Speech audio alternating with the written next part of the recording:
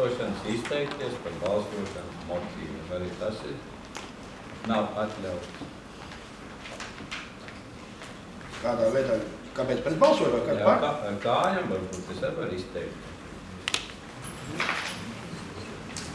Kā ir Runiski?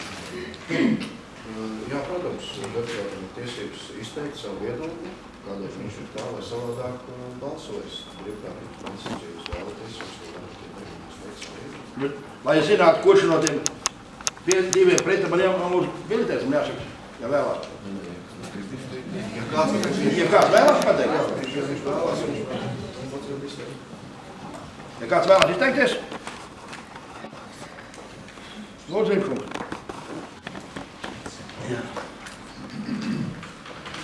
Ko apsveicu, ka tik skumji sākumu. Žēl, ka nevarējām izteikties un padebatēt pirms tam. Es vēlreiz atvainojos deputātei Sējānas kundzei, kas ir nosaukt par fani vienas citas deputātam, jo es tiešām nepazinu.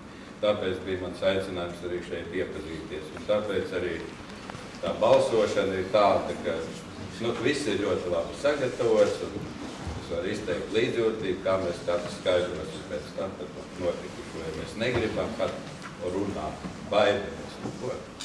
Un tāpēc es arī balsoju pret to citu darījumu. Ja es būtu dzirdējis, varbūt būtu cits variants.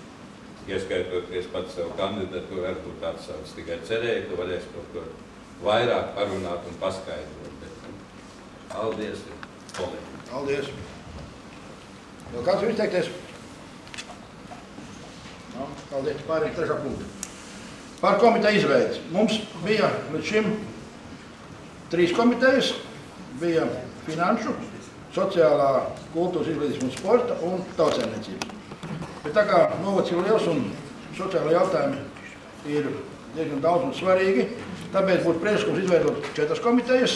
Turpmāk katrā pa 8, izņemot finanšu, kurā būs 10 deputāti, izveidot sociālās politikas sabiedriskās drošības jautājumu komiteju, izveidot finanšu komiteju, izveidot izglītības kultūras komiteju.